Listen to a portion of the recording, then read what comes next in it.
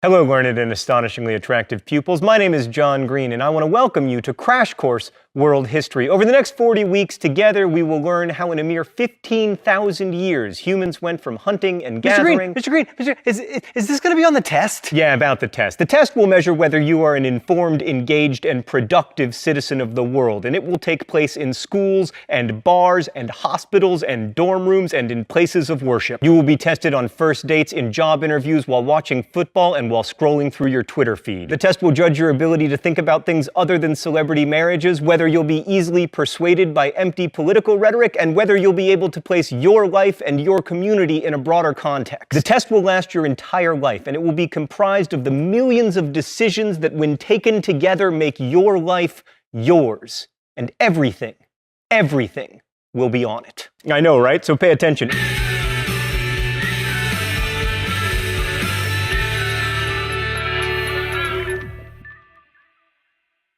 In a mere 15,000 years, humans went from hunting and gathering to creating such improbabilities as the airplane, the internet, and the 99-cent double cheeseburger. It's an extraordinary journey, one that I will now symbolize by embarking upon a journey of my own. Over to camera 2. Hi there, camera 2. It's me, John Green. Let's start with that double cheeseburger.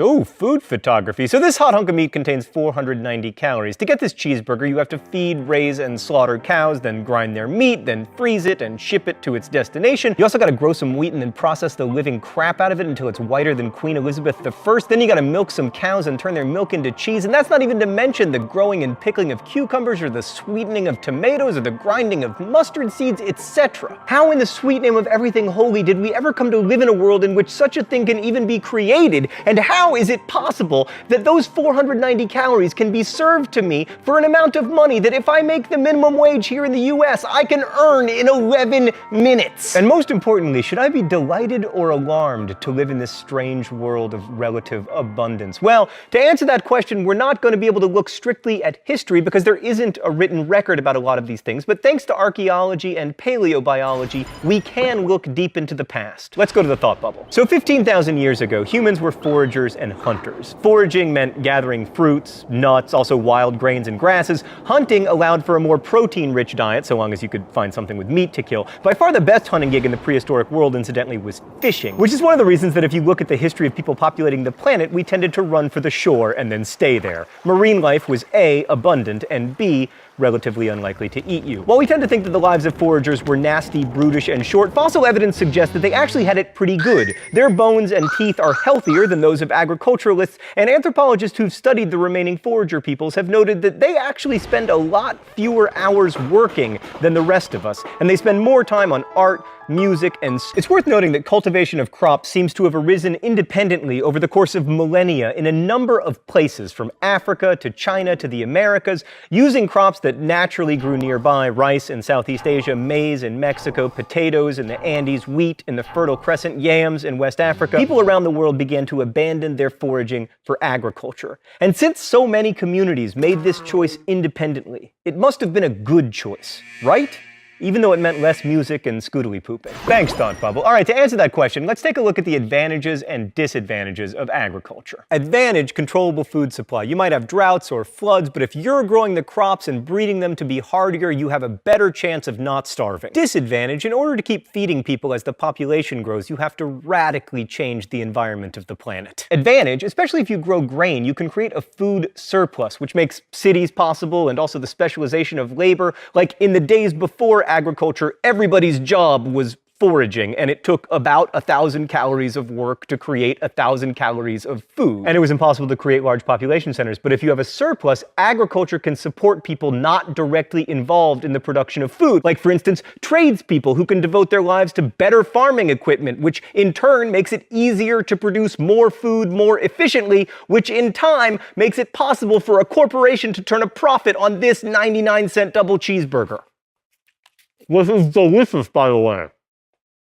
It's actually terrible, and it's very cold. And I wish that I had not eaten it. I mean, can we just compare what I was promised to what I was delivered? Yeah, thank you. Yeah, this is not that. Some would say that large and complex agricultural communities that can support cities and eventually inexpensive meat sandwiches are not necessarily beneficial to the planet or even to its human inhabitants. Although that's a bit of a tough argument to make coming to you as I am in a series of ones and zeros. Advantage, agriculture can be practiced all over the world, although in some cases it takes extensive manipulation of the environment, like, irrigation, controlled flooding, terracing, that kind of thing. Disadvantage, farming is hard. So hard, in fact, that one is tempted to claim ownership over other humans and then have them till the land on your behalf, which is the kind of non-ideal social order that tends to be associated with agricultural communities. So why did agriculture happen? Wait, I haven't talked about herders. Herders, man, always getting the short end of the stick. Herding is a really good and interesting alternative to foraging and agriculture. You domesticate some animals and then you take them on the road with you. The advantages of herding are obvious. First, you get to be a cowboy. Also, animals provide meat and milk, but they also help out with shelter because they can provide wool and leather. The downside is that you have to move around a lot because your herd always needs new grass, which makes it hard to build cities unless you are the Mongols.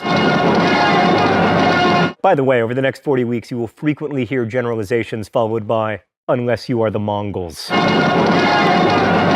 But anyway, one of the main reasons herding only caught on in certain parts of the world is that there aren't that many animals that lend themselves to domestication. Like you have sheep, goats, cattle, pigs, horses, camels, donkeys, reindeer, water buffalo, yaks, all of which have something in common. They aren't native to the Americas. The only halfway useful herding animal native to the Americas is the llama.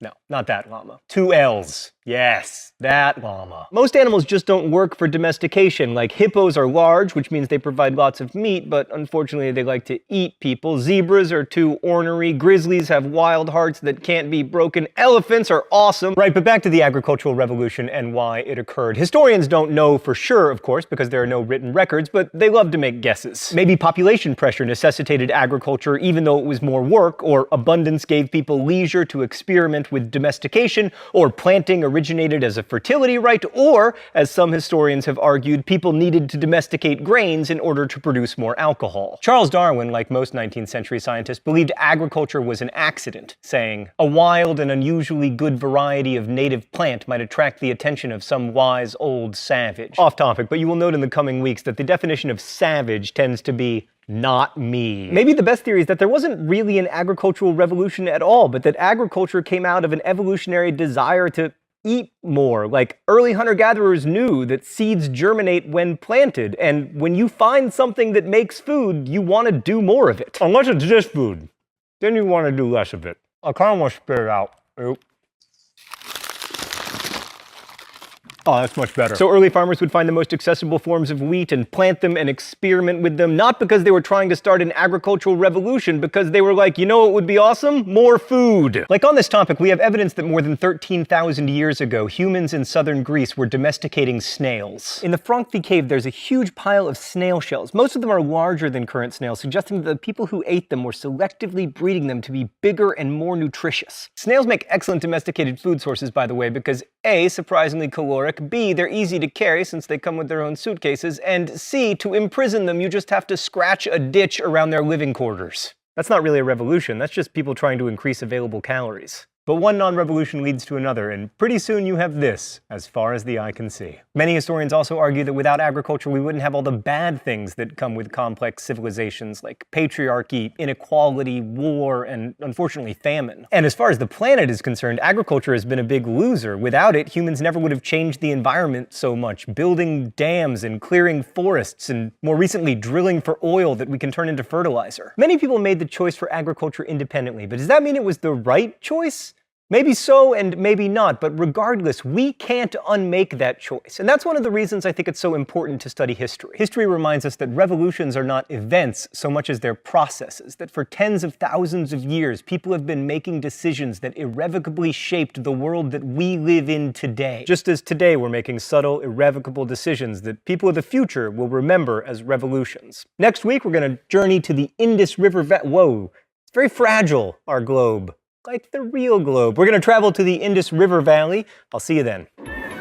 Crash Course is produced and directed by Stan Muller. Our script supervisor is Danica Johnson. The show is written by my high school history teacher Raoul Meyer and myself, and our graphics team is Thought Bubble. If you want to guess at the phrase of the week, you can do so in comments. You can also suggest future phrases of the week. And if you have a question about today's video, please leave it in comments where our team of semi-professional quasi-historians will aim to answer it. Thanks for watching, and as we say in my hometown, don't forget to be awesome.